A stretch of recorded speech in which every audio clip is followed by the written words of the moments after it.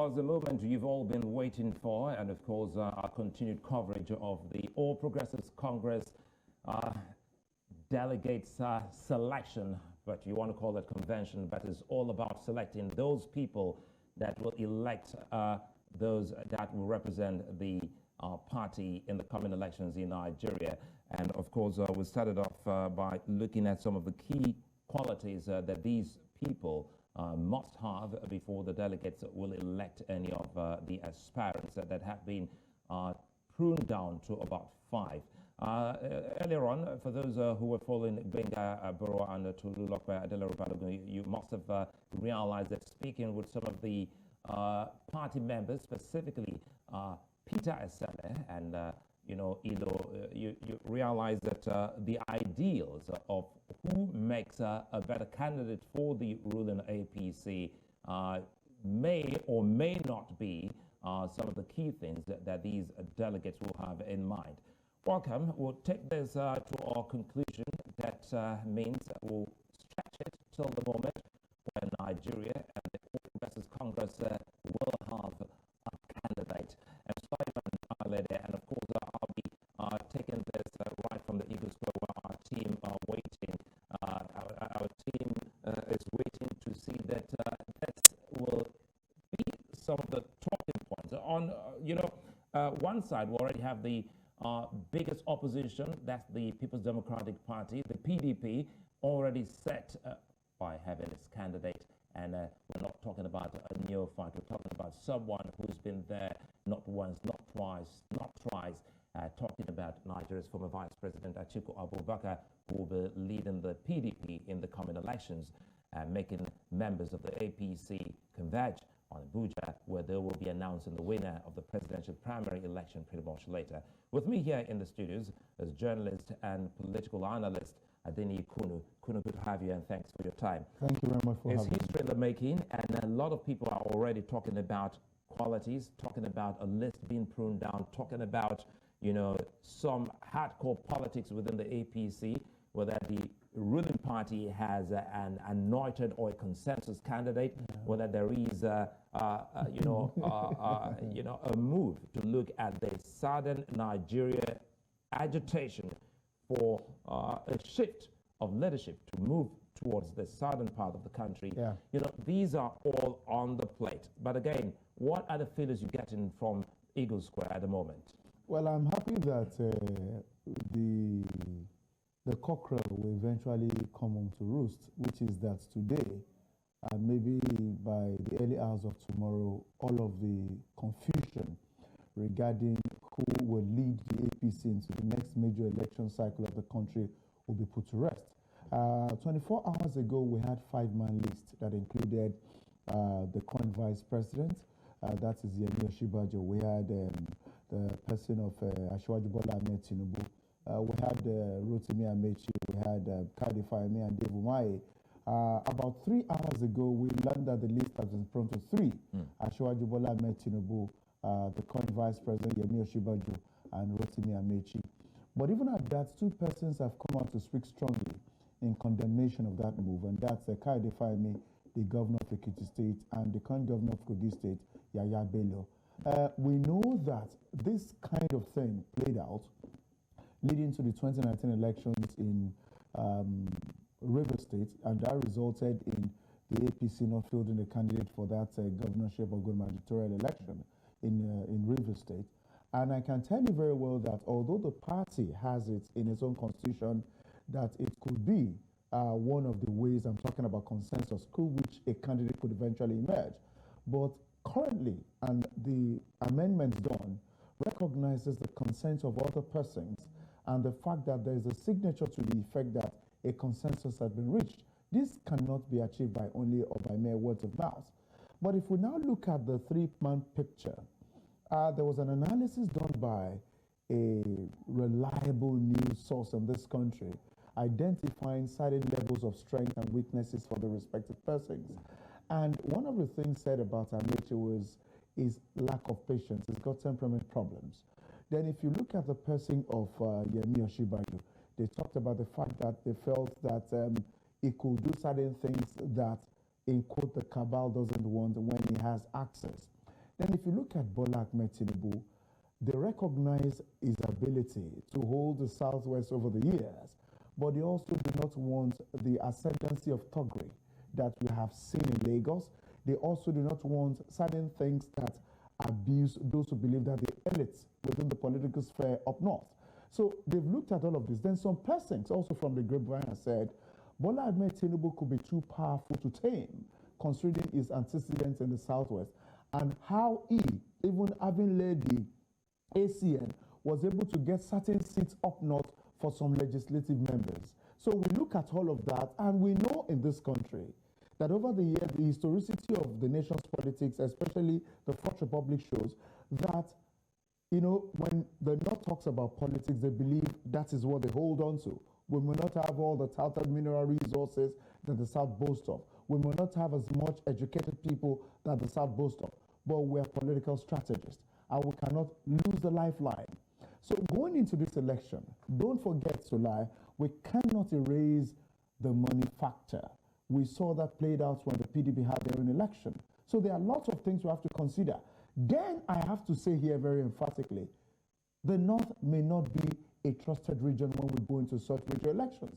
Do not forget that up until the last moment, we can never knew was going to be stabbed front and back. And Tambua came out to say, I am giving my delegates to Atiku Abubakar. So you're talking about the PDP convention? The PDP convention. So if we look at that, and certain things we've seen when we talk about politics, and now at times the North will leave their cracks and decide as a region. I think that the South doesn't have that history of agreeing to a great extent when it comes to major decisions being made.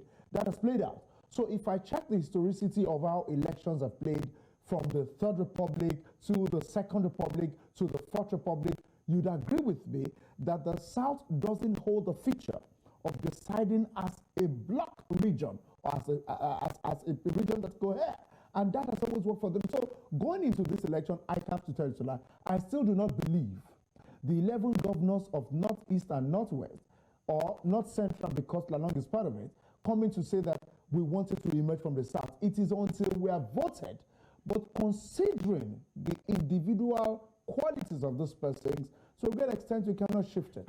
Now let's see if we can actually get some live feed from Eagle Square, venue of the APC delegate, convention. At the moment, while talk, is rife that the president may, at the end of the day, have a candidate in mind. And of course, looking at the candidacy of Ahmed Lawan, who is Nigeria's Senate president, and of course, the back and forth politicking that we have seen with the chairman of the APC, talking about the former governor of Nasarawa State.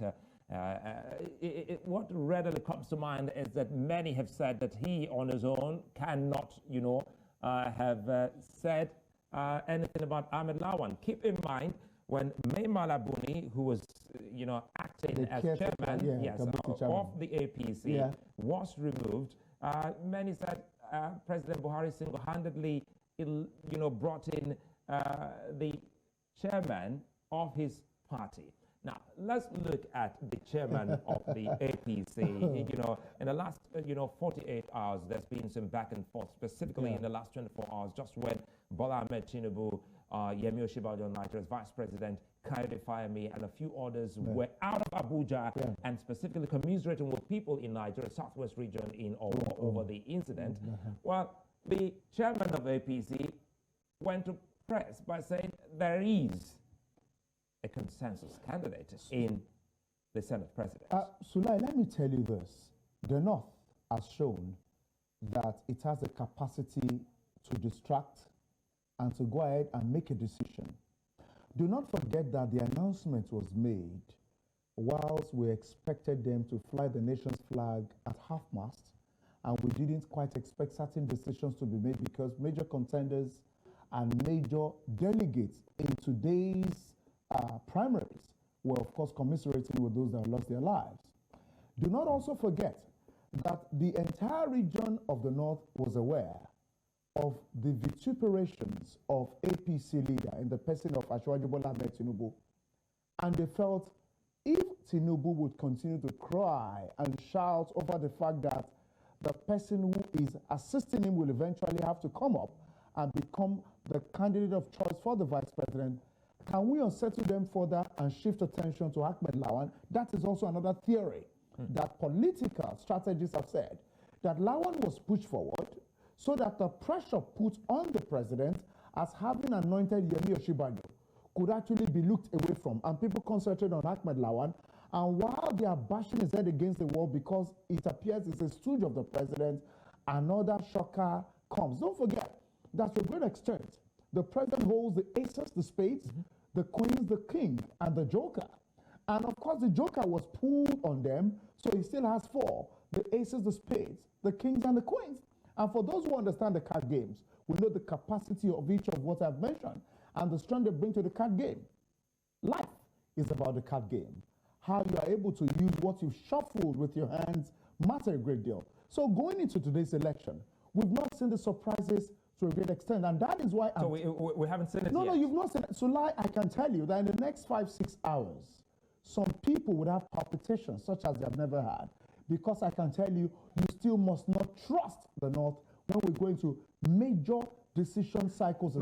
Annie, let me come in here. What's this talk about always having the support, for someone who is not too powerful? What's this talk about politics in Nigeria that you always look to getting a candidate that you can control? Who are these puppet masters who think that it's always nice to have a candidate you can always control? No, so can we leave out the word control and use perhaps maybe the person that has your ears and that has your hand and that is loyal to you?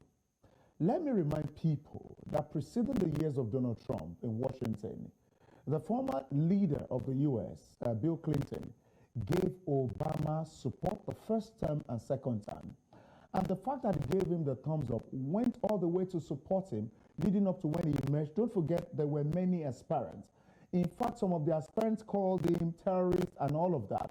Do not also forget that Sarah Palin, at some point, of course, of the Conservative Party of the U.S., the one they call the Republican, if we found ourselves, of course, in the U.K., happened to be somebody that had her head bashed against the wall despite having support. So, but looking at Obama, he got all the support of Bill Clinton and eventually was able to emerge the candidate of the Democratic Party.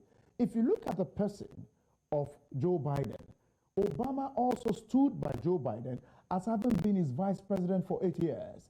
And don't forget that despite the loss of one of his children, that was also played upon as a sentimental accreditation for him to gain the support of the American people, after which he eventually emerged. Everybody the world over has the support of somebody that believes in their candidacy. A Fashola would never have emerged if not for the support of the current leader of the APC, Asiwaju Bola Ahmed Tinubu. But ultimately, the decision belongs to the people who voted in an election and supported the candidate that you brought in. Don't also forget that whilst Fashola was trying to work on another candidate because he felt maybe we should change the status quo, Tinubu came up with somebody that was loyal to him because of the troubles between him and Fashola. Don't forget, the history books and references are there for people to garner information. Even though they still both deny that publicly. They can deny that for all we care. Don't also forget, Abdul Fattah Ahmed of Kwara State would never have become the governor. He was the commissioner for finance for Bukola Saraki, and he was supported and eventually emerged. Let me also tell you that the person of Willie Obiano supported Professor Chukwuma Soludo before he emerged. In Anambra State. In Anambra State. So I can give you 1,001 history in this country, in the Fourth Republic. So in other words, it's not out of place when President Buhari said, wait a minute, allow me to be a part of this process in getting you a candidate. Sulai, let's take it to our respective homes. Our children have different character traits. You could call one of your child and say, Dad, I'm coming. I may not come until after 30 minutes. Immediately you call another one, it tells you, Dad, I'm here. The one that responds quickly will likely be that person or that child that you open your purse to very easily, and that you feel that if I send him on an errand and it will take 10 minutes, it returns 8 minutes. According to records, the reason Fashola got the support of Asiwaju back then was he was a committed worker. Whilst as the chief of staff. As the chief of staff. Whilst every other person has gone home, He stays at the office, tidy up all the paperwork, and ensures that we don't have loose ends. And Asiwaju looked at him. He's a technocrat, not so much of a politician, but I like his commitments to work, and that is the reason. So let me tell you one fact. For everybody that has accessed power... Did he deliver, Sir Button? Oh, most definitely, he delivered. The only moment his loyalty was tested, and he said everybody should pray for their loyalty not to be tested, was of course when he decided, can we change the status quo a little bit? So I need to say this. President Buhari is not wrong in wanting somebody that he believes has his ears, but at the same time, the person of Fashola did not get the thumbs up of the political elite. But the technocrats within government knew his commitment, his intelligence, his brilliance, and as such, they gave him the support. And many other persons who knew him believed this could do the job, and he proved them right that he was the man for the job. So if we look at the presidency, let me say this, Sulai. If we have had an announcement of a Tinubu or an Oshibajo, the hues and cries will be very limited.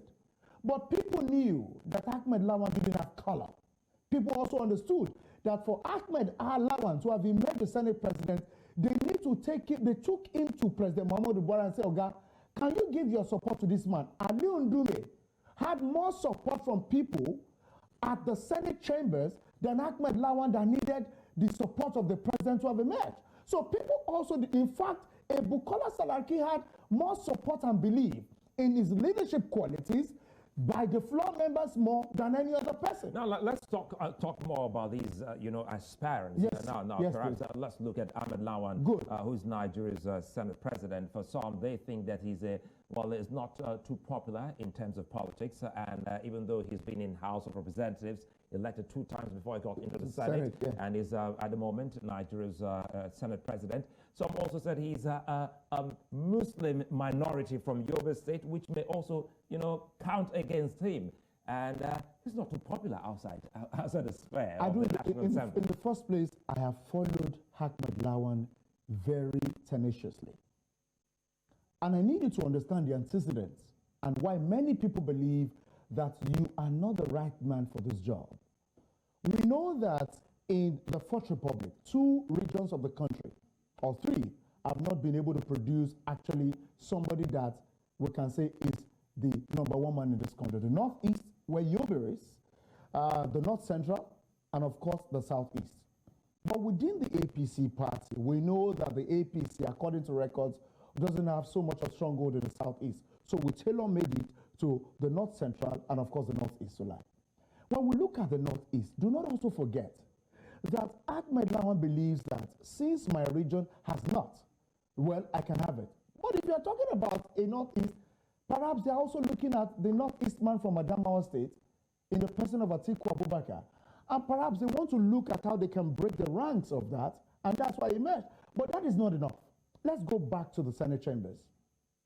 Don't forget, Ahmed Lawan was intended for the Senate leadership up until the lawmakers at the Senate chambers voted Bukola Saraki ahead of him.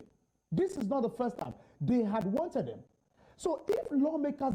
And again, sorry to cut in here, because I also recall that Bola Tinubu was in support of Ahmed Lawan at that point in time. He was. Because before Saraki and his clique played a fast one, just while they were away out of the National Assembly. No, Sir Sulai. They were still on the way when Saraki was elected. Don't forget, Sulai. Let us get this optics right. We're talking about the emergence, of Saraki as Senate president. You're correct, but let us get the optics right. The Senate chambers has the time it was supposed to open plenary. And some people felt their private affairs should be taken to the president to help them resolve the leadership crisis. We have other members of APC, PDP, and some minority parties, with respect to them, at the chambers where they were supposed to have their duties. You cannot use the hours that is official, meant for plenary, to go and resolve the leadership crisis. So in principle, Saraki understood his responsibilities to his constituencies and many other lawmakers that made themselves available at the Senate chambers as of the time they decided the leadership of Saraki to take them into the 4th Republic, the 8th Assembly. So some people felt, Why did he do that? No, Saraki understood that he has a duty to the Nigerian people. Well, I think Kunnu, that was a fast politics play because the majority of persons who elected Saraki at that point in time were in the opposition. But Saraki had officially moved to the APC. We're in the opposition PDP now. Let's talk about other now. Now we're talking about candidacy. Let's also talk about Dave Umahi. Yes. You mentioned Southeast, and Dave Umahi is the governor of Ebonyi State in Southeast Nigeria. That region has never produced a president, in the country. So how powerful is a Dave Umahi candidacy? Looking at him, that's a young politician by every standard. Looking at the age of politicians in the country, he's 57. And if you talk about the Southeast states, Ebonyi State before now is started as one of the most backwards in terms of development, and Dave Umahi has been able to take Ebonyi State, further development-wise. Yeah. Now, how powerful is a Dave Umahi candidacy should he get the ticket? Sulai, I know you understand the meaning of consolatory representation and sentimental representation. That is the immediate impression that a Dave Umahi in the race gives anybody who understands the dynamics of Nigerian politics. Do not also forget that he perhaps had been told that if you aim for the stars, you could get a side of Pluto. And as a result of that, he's decided to put himself neck deep in the race. It is a fact of record that the APC doesn't have the countenance of the southeastern part of this country. And it reflected, of course, in the last elections, as has always been. Now, let me say very clearly that a Dave Umahi, in terms of an individual, has every other right as every other person in the race to become the candidate of the APC. But what is the political stamina of Dave Umahi, who happens to be a child given birth to by the APC less than 3 years ago? He was elected for a second term in 2019, and midway into his lifespan in the PDP, he jumped ship. So people have to analyze how devoted is a Dave Umahi to the cause of the PDP? To the cause of the APC? What is his political ideology? Does it go in synchronization? Somebody had been the child of the PDP all through his first term. He was voted to office as the baby of the PDP in Ebonyi for a second term. And midway, he jumped ship. How did he assess the ideology of the APC so quickly as to leave the PDP? So people felt he's from the southeast, but let us accept it. Perhaps we'll have some consolatory votes and the sentiment. So a Dave Umahi in the APC is a big lightweight in the scheme of things. And that's a fact of the matter. You can't take that away. So that's why I'm saying that the APC accepted him because they want to look like a party that has representation in all the regions of the country. And look at what we've had in the last 2.5 hours. A Dave Umahi had been thrown out of the ship and is left with a floater trying to find himself to the shores alone because he has been left out of the 5-man initially announced as being part of those because they understand the contenders from the semi-contenders because he may not be a pretender. Now let's talk about the youngest on the list, Governor Yaya Bello of Kogi State, quite in his 46, yes, in his 40s, 46, and of course he's the youngest. He's his own geopolitical zone in Nigeria also has not produced a president, and he's so sure that the candidates, the delegates, he has already 50% of the delegates in the bank, and he's also said he will not listen to anyone to back down. He's going to see this course till the very end. Yeah. So, how is Yaya Bello candidacy, especially for those young Nigerians who think that, they've been shortchanged in terms of governance in the country? Well, I have had the privilege of talking to him at close quarters. And I think that he's a man that has developed thick skin for criticisms. He admitted that he has not done a perfect job in Kogi State, but as within the capacities of his resources, he's been able to give something worthwhile for the people of Kogi State. Because I actually took him on, Kogi State is bordered by 10 different states, southeast, southwest, and all that. And I took him on those roads, and he said most of those roads would not be possible for him to fix because many of them are actually federal roads. And the federal government has said that state government should stop fixing federal roads So for most of those roads that perhaps they blame him for, it is not within his purview to take care of. But what about the life of people and the fact that we learned that people are getting 3,000, 4,000 naira as salaries in a state that should be paying minimum wage of about 30,000 naira?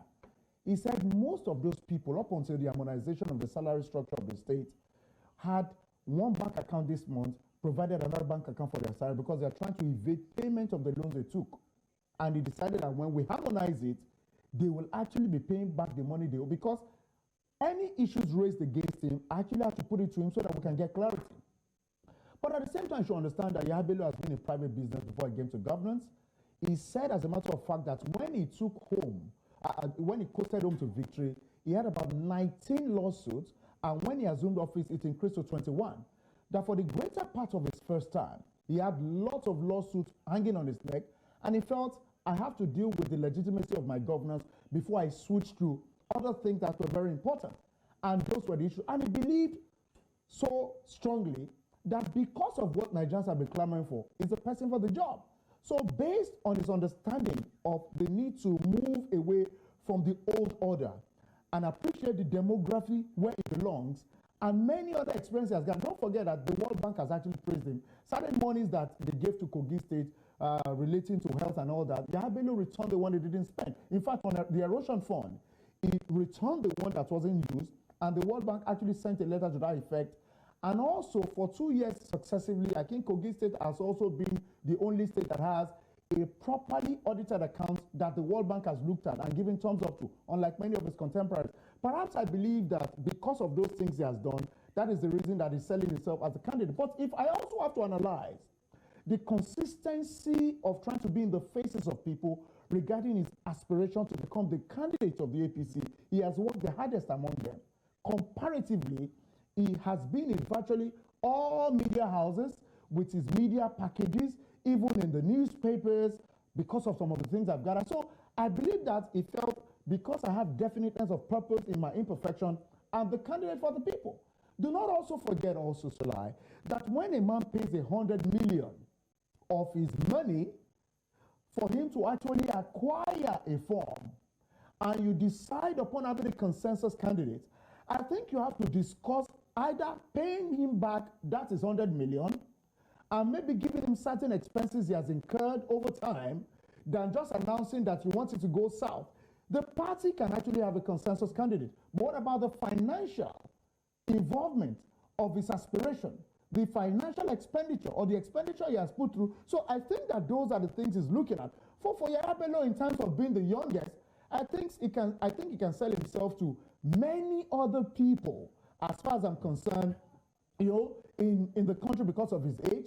And don't also forget, he's from the North Central. We know that he has the Northeast, we know that he has the Northwest, he speaks Hausa language and all of that. So perhaps he has appealed to a certain demography in a region of the country, and you cannot take that away.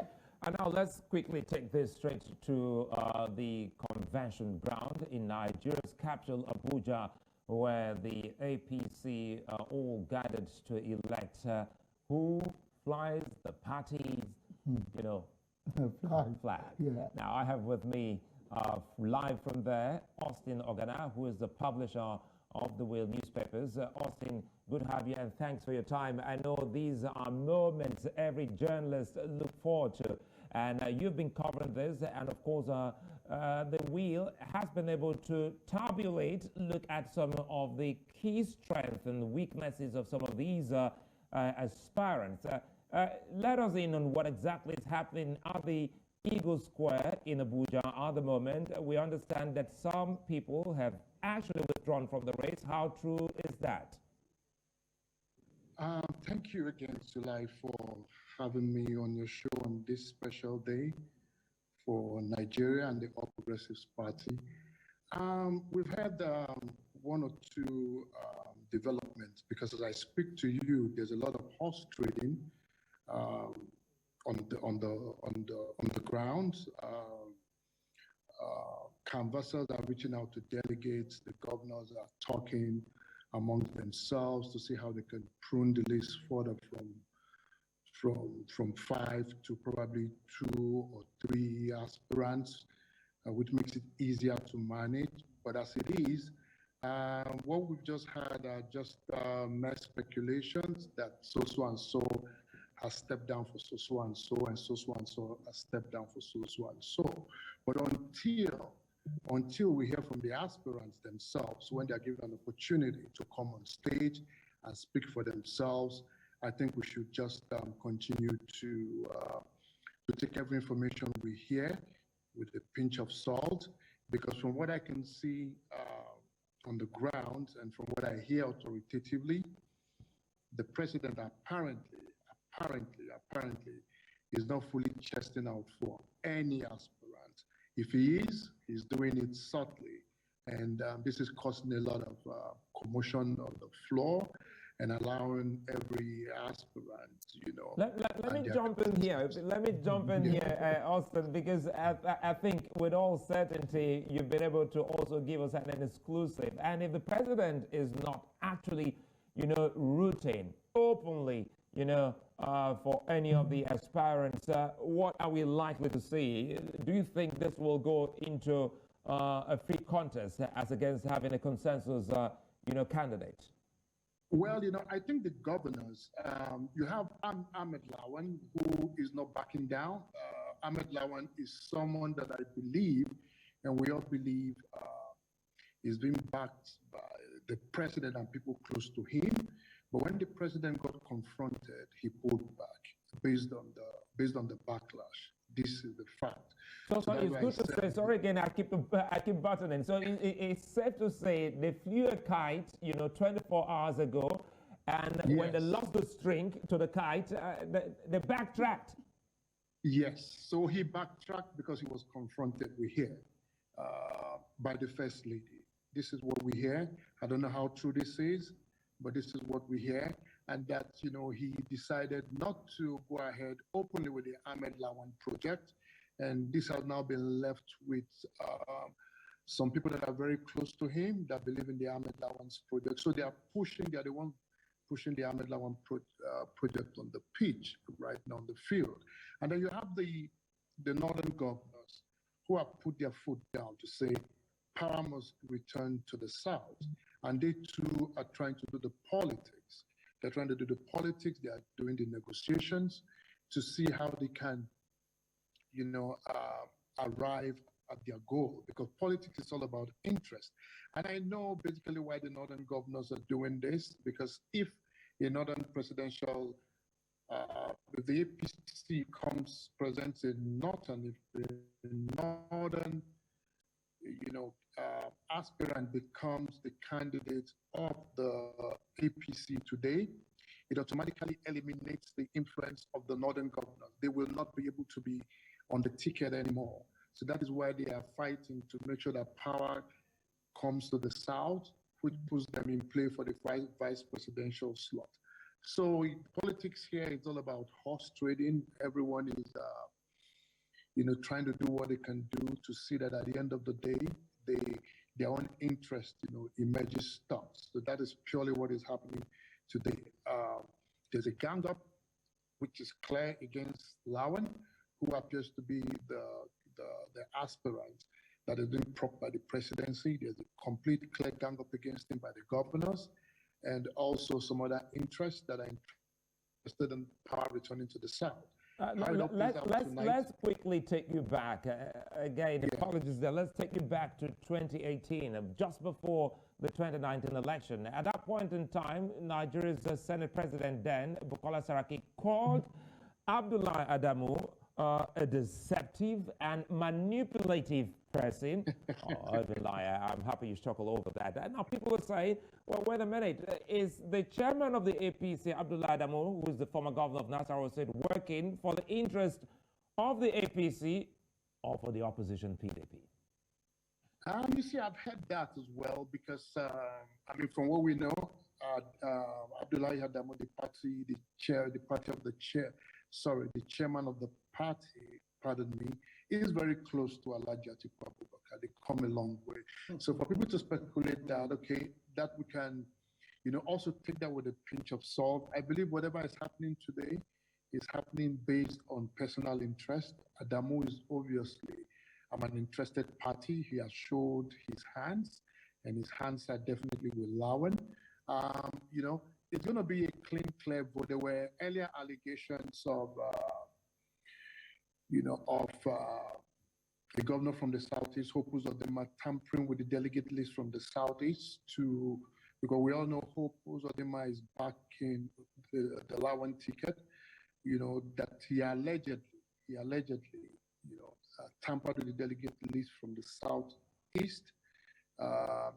You know, that I believe has been resolved because as well, the governor of Ogun State, Dapo Abiodun, happens to be in charge of accreditation. So I believe that that issue has been resolved. We know that Dapo Abiodun himself is a backer of Vice President Yemi Osinbajo's bid. So, like I said earlier, in Eagle Square, it's all about interests. Let's see how it pans out. I believe that my biggest fear, my biggest worry, is that the APC does not implode after this, because 11 governors from the north, 11 northern governors, I think they have about, if I'm not mistaken, probably 14 or 15. And if you have 11, 12 of them saying that this is what the party should do, and the party ignores them, you know, I see a problem for the party in the future. You know, so there's a lot of permutations, a lot of fears and worries, but let's just see how it goes. Politics is all about interest. As we wait to see how it plays out, how it pans out, quickly here, Austyn, what are those key indices that you have seen so far that has made you say it just might get the APC witnessing an implosion just before the 2023 election? You see, there was a push when Lawan was announced yesterday by Adamu, two members of the National Working Committee. I heard authoritatively that it was actually, the uproar was so loud that Abdullahi Adamu had to run away.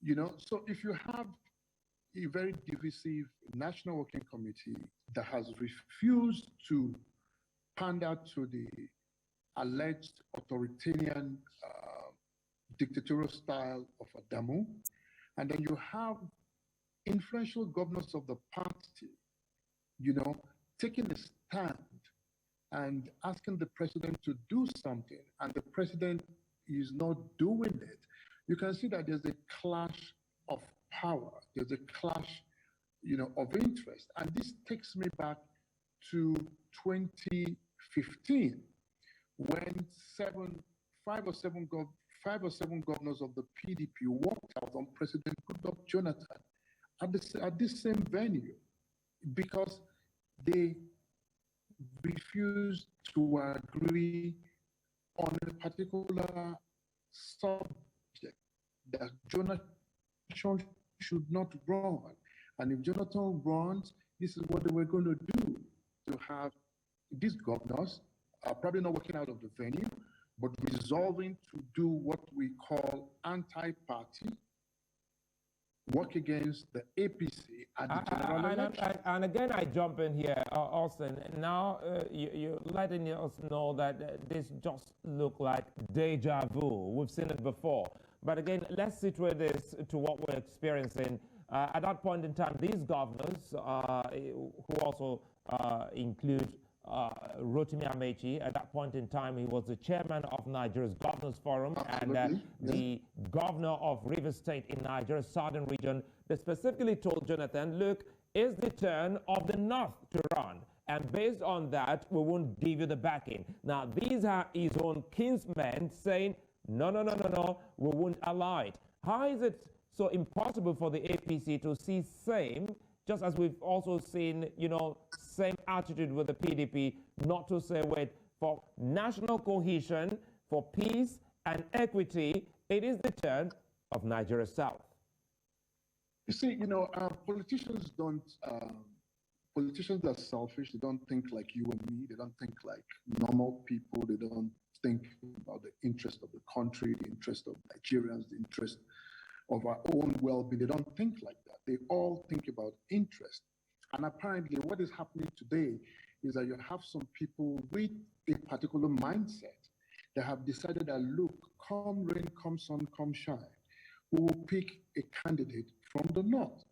And I believe that if I heard authoritatively from multiple sources that this plan to install a northern candidate today was hatched as far back as 3 years ago. So it's actually just playing out today. So some people are wired like that. You know, they don't really care about zoning. They don't care about rotation of power. They don't care about those things that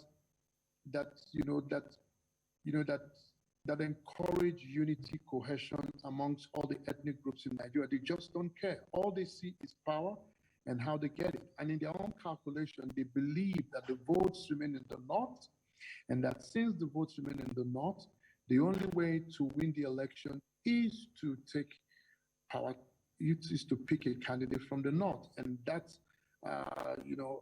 why you have a lot of pushback from delegates, because I've spoken to a couple of delegates. I've been around. I've been in Abuja since yesterday. I've been around actors. So I have a feel of the pulse. And I also have a feeling of how the voting will emerge tonight. And if care is not taken, Lawan may win. If care is not taken, Asiwaju may win. If care is not taken, Osibanjo may win. And if care is not taken, Rotimi Amechi may win. You've given us 4. I know you're busy. I know you need to jump in back and get more information. Pretty much later, I know I'll get back to you. But before you run away, please let us in on, now you've dropped about 4 names. Why do you think any of these 4 may emerge as the candidate of the ruling APC? And how soon can we get that? Yeah, you see, like I said, I've been around, delegates from multiple states, interest and what have you. This race is between these 4 people: Ahmed Lawan, Bola Tinubu, Vice President Yemi Osibanjo, and Rotimi Amechi. It's anybody's race right now, and whoever is able to build the momentum on the grounds tonight will sway delegates and win it. The race is purely between these 4 people. There's no 5th person. These 4 people, and that is it. And there's also the talk of Nigeria South not ever coming together, on the same page, in unison, to forge a course. How does this, come to you when you look at some of the comments you're getting from former Governor Ojuzo Kalu of Abia State on the party's convention? Well, could you say that again? Because I'm about to be on the move again. Could you say that again? I know you're about to be on the move, and this is the very last one before I allow you to go. We're talking about, if you can hear me, Austyn, we're talking about the concerns. Yes, if you can hear me, Austyn, we're talking about the concerns that some Nigerians have expressed, talking about southern politicians not being united when it comes to having a common cause. On the back of what we've also seen from former Governor Ojuzo Kalu, the former governor of Abia State. It just tells you how disorganized we are in the southeastern part of the country, where people just take positions for their own interest. And like I just told you, politics is all about interest. And these what Ojikalu has done is just to have to be on the move. Austyn, I'll let you go now. Thank you for your time, Austyn Ogannah, publisher of the Wheel newspapers, who's been speaking with us live from the convention, ground. He had to leave the commotion, the chaotic saying there, and the disorderliness and noise just to speak with us here live on News Central Television. If you just joined us, we are beaming, live, events from the Eagle Square venue of Nigeria's ruling party, the APC national convention where it will elect the man, because there's no women on this particular list of the APC, that will fly the party's flag. With me here in the studio is still journalist and political analyst Adeniyi Kunnu. Kunnu, now you've had all the analysis from your colleague there, Austyn Ogannah.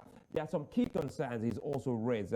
Let's start from the very last, and it has to do with the lack of cohesion, lack of unity we've seen, especially from politicians in Nigeria Southeast. Off the top of my head, you remember the youth earnestly asked for Abacha. You also remember Association of Better Nigeria. Yes. And now you have Orji Uzor Kalu. Why do politicians from other parts of the country always look to this part when it's about some throwing of spanners? Well, Sulai, in politics, as they say, you do not have permanent friends or enemies. One thing that doesn't change is interest.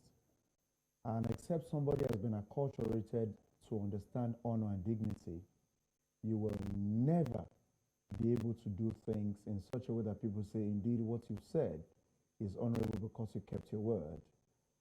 One of the reasons why you have the West operate the way it does is because there are strong institutions that prevent people from shifting grounds, even if we find out that it is not as it seems. The 2020-2021 elections in the U.S., or 2020 elections in the U.S., we saw the bestiality, we saw the lack of civility, we saw the crudity in the exalted America. It tells us that there's something about politics that never get properly educated or civilized. And because politics is driven by human beings, it would have to reflect the nature of honor. So it's not about geography, but about human. Oh, it's the human factor. The reason the countries of the West function comparatively far better than us is because of the drivers of these countries and their interest in protecting what they believe should be proper legacies for their own. The reason why many of us also like to spend some time there at times is because we believe that it gives us room for fresh air away from the madness that has become typical of our system here. Now, going into the fray, so I think that we have to take all of these negatives as lessons to build our institutions. Charles Dickens died in 1870 of June this month, and the British people are planning on doing something that would make him be remembered because in most of his writings, he actually advocated literacy. As a matter of fact, when Charles Dickens died, 2 years, 1871, 1872 after, the British people found out that the literacy of men moved up from about 69% to 97%, and the literacy level of women moved from about 58%, 56% to about over 96%. And at that period in time, over 100 and so years in Britain, it was riddled with corruption. The madness, the lack of honor and dignity by politicians that typifies our system now was what characterized the British society. And Charles Dickens said that one of the things that will help the British society is to actually develop and evolve proper literacy, that when people have access to information, it makes them better thinkers to solve certain problems that are complex in their society. And if we indeed check 150 years ago and now, the same British people at some point were pooing in River Thames. The same British people accounted for the bubonic plague that affected a lot of people. So you need to ask yourself, how have they evolved the deliberateness of men to see that their societies don't remain the same? We therefore must look at the crudity and selfishness of people and have few men stand and say, we want to ride against these auditors and help this country to lie. Because this country is where we can only be first citizens no matter where we decide to go and live, regardless of what is happening here. Now, moving into the system also, it's a lesson for the electorate. If you check, they talked about Opus Odema, who was trying to tinker with the delegates list. The governor of a state is supposed to hold the state in trust, leading by example. So if the governor is somebody who now wanted to actually track the list, it means that the governor himself has not worked on his individual virtues such that he's the leader of corrupt practice. If you move away from that, Opus Odema has certain antecedents here. Long before he got into the legislative chamber, Opus Odema was associated with lots of negatives, even in Imo State where he heads at the moment. So I think that as we go into this major election cycle, the things that have played out with the PDP primaries, and that is playing out in the APC primaries is instructive for us. But so now let me tell you, the man you spoke with earlier said something about it.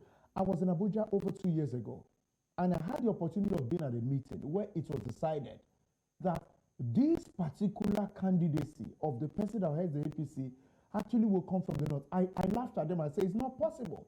I thought that there were certain arrangements. And in fact, it struck a chord that I was at a meeting where this thing playing out was said that they will not want to keep faith with what was unwrittenly, as it were in quotes, agreed that power will move to the south. The discussion about Tinubu saying that it will come to him is personal. The south, yes, in principle. But the person who eventually gets the baton from the president remains a question that will have to be resolved some hours from now. But at the same time, it's been said that the people you do not respect, deciding on a consensus, will be the one to destroy the very. In fact, you refer to something very significant here, Sulai, and it's instructive. The capitulation of the PDP was occasioned by this kind of scenario, where some person, and so like that reference you made was most apt on the show tonight, where people felt you have done the completion of a tenure. Even if you want to do any extra, can you just let the North have a taste of this? Because you know how it feels like when a region of the country has access to power and the other region doesn't. And you know what? They did what affected the interest of this particular party called the PDP, and it is still gasping for breath, having stayed there for 16 years. Of the after 60 years, it said it was going to stay there. You know, it comes back to, I want to flip it. Please, you know, let's flip it. Okay. Charles Dickens, you know, a great man by every standard. And of course, you've taken us back talking about education. Yes, please. And I want to situate that to what we're experiencing now. So education elevates a human. Yes, it does. And elevation of such, you know, can actually make people more aware, and it creates development. Yes. Is it deliberate that Nigeria is not, you know, getting its own fair share of that in terms of that sector, looking at education? Because at the moment, as we speak, as politicians are going back and forth, our schools, the universities, have been shut. So, like, it all boils down to what is priority for the person who leads a country. With every respect to the offices of President Muhammadu Buhari, President Muhammadu Buhari's education is a disputation as we speak. And if a leader's O-level results is in dispute, it tells you that there's a problem with the person's perspective or interest in the workability of education sector. If you also leave there and you go to the Chief Justice of Nigeria, his O-level results and how we arrived at that is also a problem. The judiciary is supposed to be the intelligentsia of the nation's legalese. But the man who has the nation's judiciary, forget about Malami, the Chief Justice of Nigeria is number one. Then that person has problem with his education. So if you look at the leadership of the president, the executive, or you look at the leadership of the judiciary, two very important state institutions, whose leadership are having problem with their credentials academically, it will impact the life cycle of the nation's education sector. Do not also forget that the nation has an accountant general who made away with over 80 billion, allegedly. But of course, what the academia, especially the universities, need is more than 80 billion just to begin to solve certain problems. So you'd find out that while it is easy for them to allocate certain monies to buy vehicles and certain equipment for the Ministry of Interior, it is not difficult, or it is more difficult for them to decide that for us to stop this lingering problem, then let's move another way and solve it. Now, Senator, House of Rep member Sergio Sogum is representing Edo North at the House of Reps. At the 8th Assembly, he raised a motion or a bill, sponsored it, and says, every political office holder must have their children's school here. They shut him down. About 4 months ago or 3, he reintroduced the bill saying that every political office holder must have their children's school in the country. They shut him down again. They started referring to their right to get education somewhere. And so I think that that is also another important information. So the reason we do not reflect the kind of education we have It's because the head itself is faulty. And oftentimes, you don't drive a vehicle in reverse. And when the vehicle moves in a direction, oftentimes every passenger sits still and gets driven. You don't have, of course, even if you're talking about an airplane, where you have the opportunity of two pilots, and you talk about MotoGP, where you have the opportunity of two steering, you cannot drive the vehicle by both drivers cannot drive the vehicle at the same time. One person drives and allows the other person rest to take his or her turn. It is the same thing with the country. The president has challenges with proving to us that he has proper credentials, especially the basics that he has to present himself as president, and that was disputed. So I think that if we must get it right, we have to also look in the direction of somebody who values it. Don't forget also that Malam Adamu, who is the education minister, worked out on the National Association of Nigerian Students when they raised issues regarding what was going on in the nation's universities. So even if he felt NANS, a body that has corrupted itself, could not be talked with, I think it behooves him to understand that his office is being held in trust because he was appointed to represent a government that should understand what is happening in the country. But the president doesn't have credentials enough for people to say, yes, no problem. So Malam Adamu also reflected the posture of the superior by working out on a national student body, and it's all a reflection of their leaning towards the nation's education sector that is critical. So let me say this. I have been privileged to sit with people from some of the foremost universities in the world.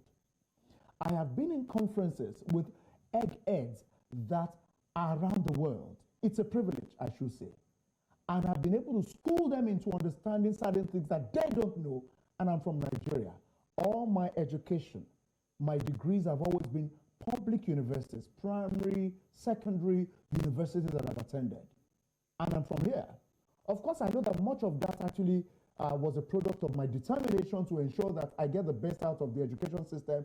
But Sulai, many people do not understand one thing, that the way you put your education in the country go a long way to affect it. So many people don't have the privilege of going the extra mile, and I am from Nigeria.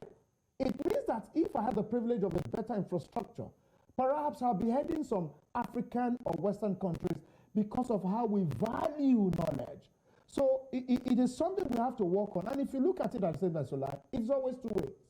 You could go to a school and allow yourself to be immersed in the knowledge provided by the school, or you go to that school and just allow yourself to get the certificate, not allowing the real inculcations to transform your life. So let me give you a picture. When you find yourself within the four walls of any school, it means that you are coming together in the midst of a lot of people that have a potpourri of ideas that you draw from apart from your lectures. People don't understand that.